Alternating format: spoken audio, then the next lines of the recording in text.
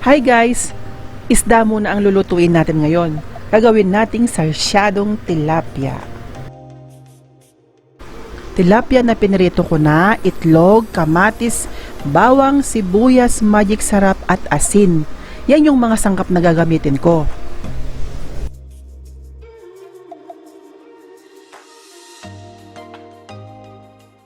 Tara guys, let's cook! Mantika,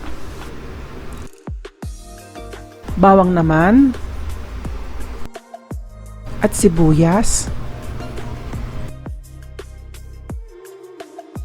Ang ating pampasarap na kamatis. Hahaluin natin. At syempre pag nagigisa tayo, lagi nating lalagyan ng asin.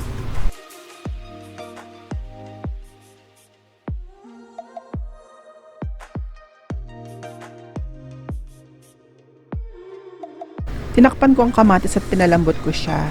Ngayon dudurugin ko siya hanggang sa maging sarsa.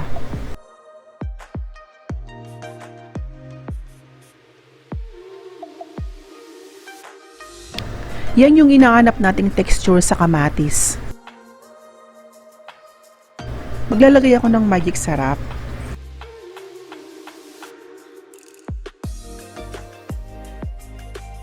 Lalagyan ko na siya ng tubig at iintayin kong kumulo.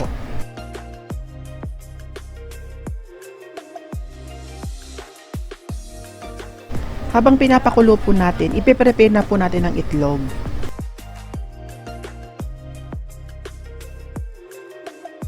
Dalawang itlog ang kailangan ko.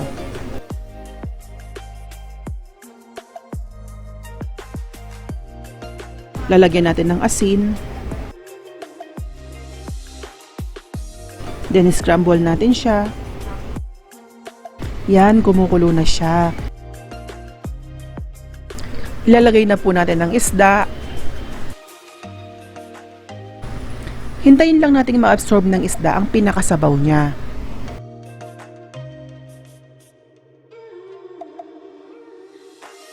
Then ilalagay ko na po ang itlog. I-distribute po natin ng ayos.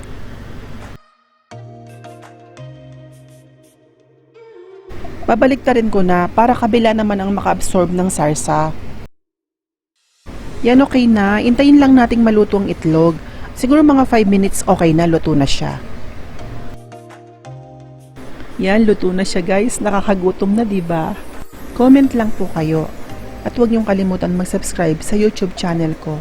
Bye-bye po and God bless you.